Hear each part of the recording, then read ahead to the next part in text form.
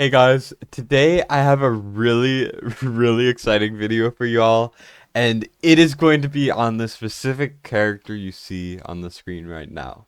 And there's a reason why I'm making a video on just her. Sure, her kit is pretty cool, very, very interesting, dynamic, and unique, but that's not why I'm making a video on her. I'm making a video on her because she is the next limited banner hero. We don't even have Dalia in the game yet because she was delayed, but we already have the sighting of the next one, which is crazy. So maybe save for this hero instead of Dalia if you think she's more interesting. Doesn't really matter. But let's get into her kit.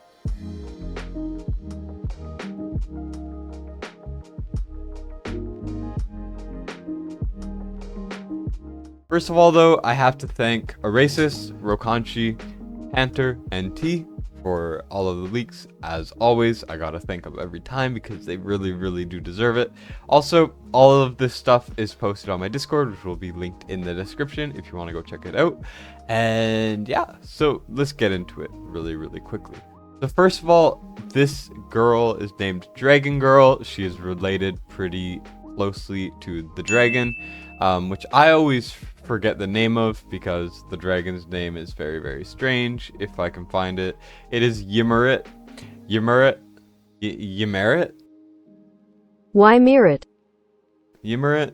It doesn't really matter, but she is very, very closely related to the unnamed dragon. She's also part of the cursed cult and the North Throne. I can't talk today.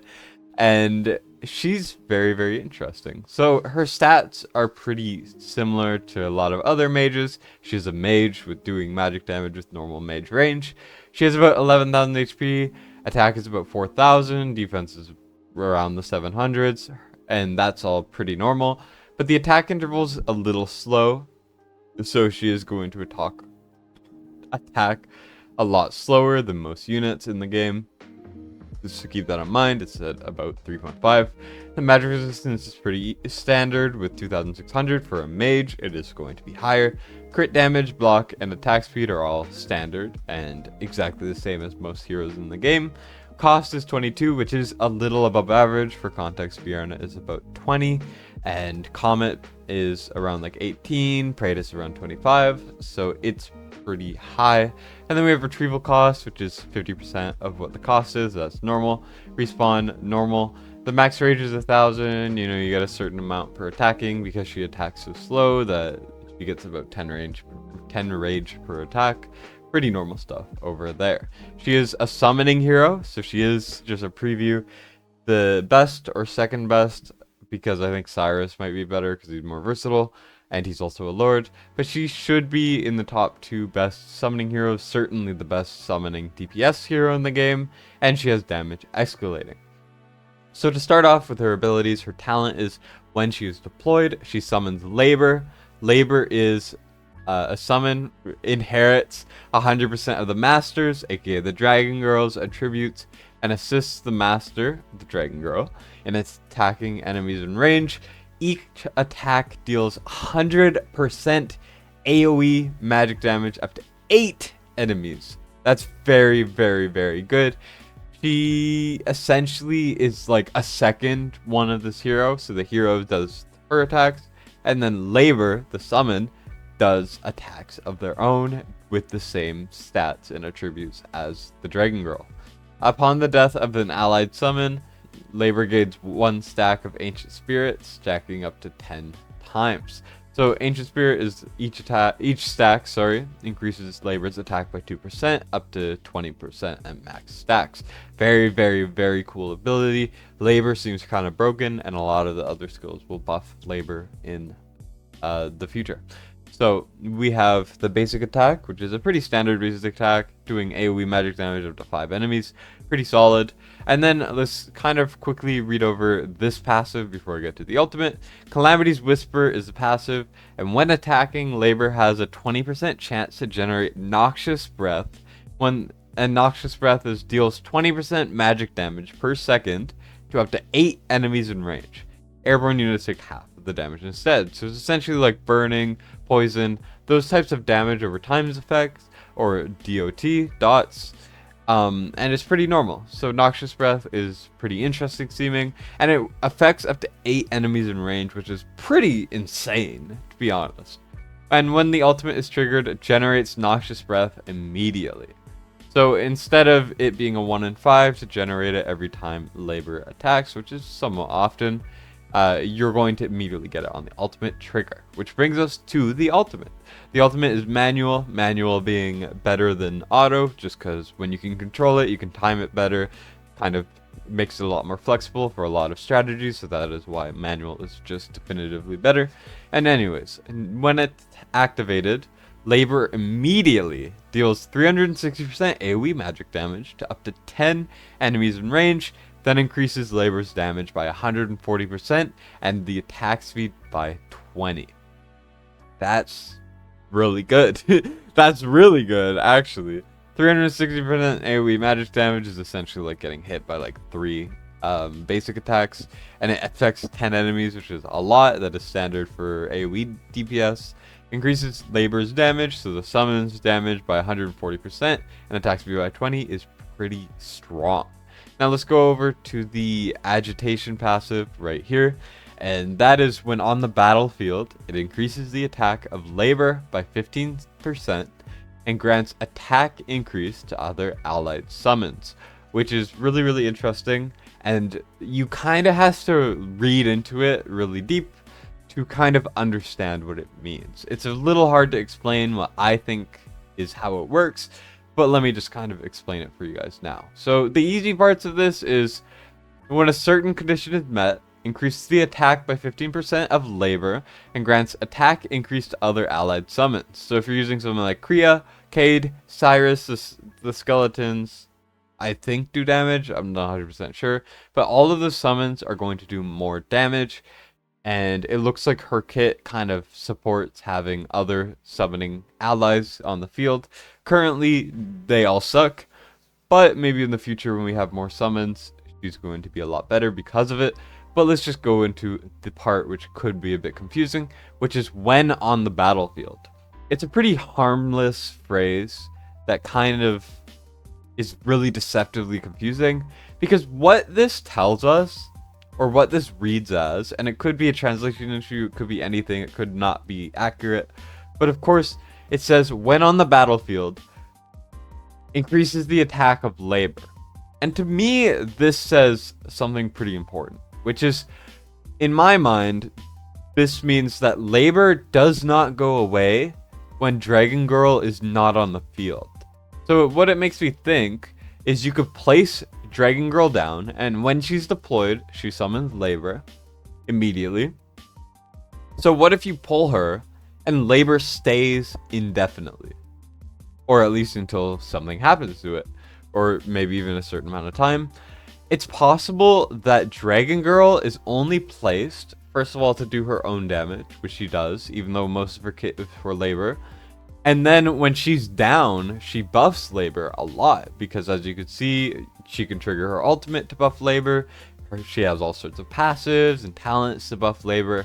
But it's possible that you could pull her, which is supported by when on the battlefield, that Labor stays. So Labor essentially will be weaker, and the Dragon Girl is there to buff her and also to summon her. So you could, for example, what this is making me think is for certain content, I don't know where this will be good, but it is a very, very unique mechanic. You could place her down, summon Labor, the summon, and then sell Dragon Girl, and then maybe Labor stays, and you essentially have like another unit. So you could place Dragon Girl, summon Labor, pull her, and then you essentially can just replace that slot with another unit, and then you'll have extra damage, essentially. Obviously, it's not going to be the most like common thing to do because cost is fairly high and all that stuff. But that would be a really, really interesting mechanic if that's how it works. Because I could see use for that in a lot of things where you need just a little bit of DPS. Like maybe in Guild Boss, I don't think you would use it in Guild Boss with how the meta is. But let's just say in Guild Boss you had an extra slot. And although she doesn't do that much damage to the Guild Boss, you could place her down, pull her. And then if you have those slots, then that's just extra damage. You know, it could be really, really interesting. And then she'll also be the second hero that can do damage while not placed on the field, which could be interesting, but who knows. So that's kind of all the abilities we have here. Fatal Attraction, we don't have any information on at all. If I do get information on that, I will update you guys, but some of the stuff just is impossible to find. That's just how it is. But let's move on to the Awakenings. So the A5 is kind of crazy, but let me get there in a second. The Awakenings are when labor is generated. Basically, when the Dragon Girl gets placed, it generates labor. You know how it is. It immediately inflicts immobilized state on up to 8 enemies in range. That's a lot of enemies to be putting that debuff on. I think immobilized state only a couple heroes have, and I think it just freezes the enemies in place. Pretty solid there. Attack increase is plus 300 from 4,050 to 4,350. Labor then ignores 20% of enemies' magic resistance, which is just a ton of extra damage, which is really good. The more magic resistance the enemy has, the more extra damage that becomes. So that's really good for the A3. The A4 is penetration increase, which is essentially just extra damage. Enemies on tiles affected by noxious breath receive 20% increased damage from both the hero and labor. That's really good. That's like really good. Enemies on tiles affected by noxious breath. So when you trigger the ult, it triggers immediately, or 1 in 5 attacks from labor triggers it. They essentially just receive 20% increased damage from both the hero and the summon, which is really good. That's a really good A5. Though it is A5, so therefore no one's going to get it. And is it really worth an A5? Who knows? But that is still a pretty good awakening. So let me get it into the kind of, not really lore reasons, but some lore related things and also things on the banner just before I go. So first of all, this I think is related to the banner in some sort of way. We don't know that much about it, but that is what it's looking like.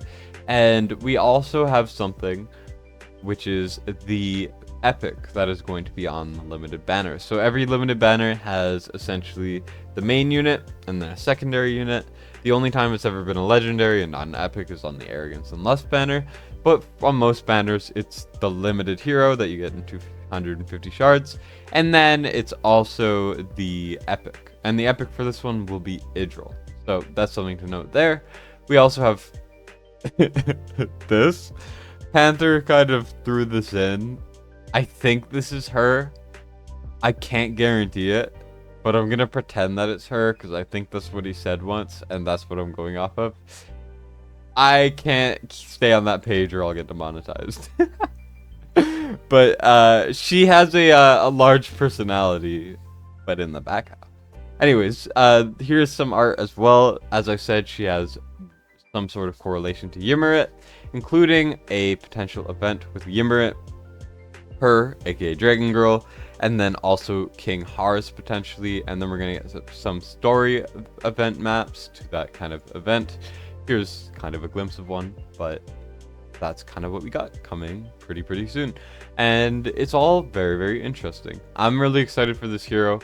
Personally, since I do get content creator gems, I'm not gonna not pull on Dalia because I know this is coming in the future. I assume it'll come either late July or maybe even the month after. I assume it'll be around that time, around the anniversary, which is on July 6th. Don't quote me on that, that's just a guess. I just don't think it'll be anytime soon since we still do not have Dalia, and usually it's like 2 months between every new limited or something along those lines. I don't really know, but that's kind of what it seems like. So I just figured I would get this out for you guys as soon as I could.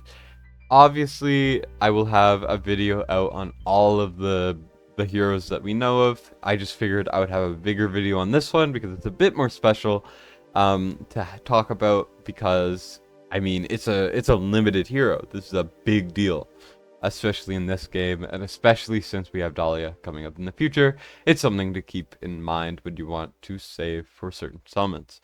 Just keep in mind this is going to be pretty far in the future, so keep that in mind. Now, I think that's kind of everything I have for you guys. Hope you guys enjoyed. Make sure to like and subscribe. It helps me out a ton. And that's about it for me. Destined, signing out.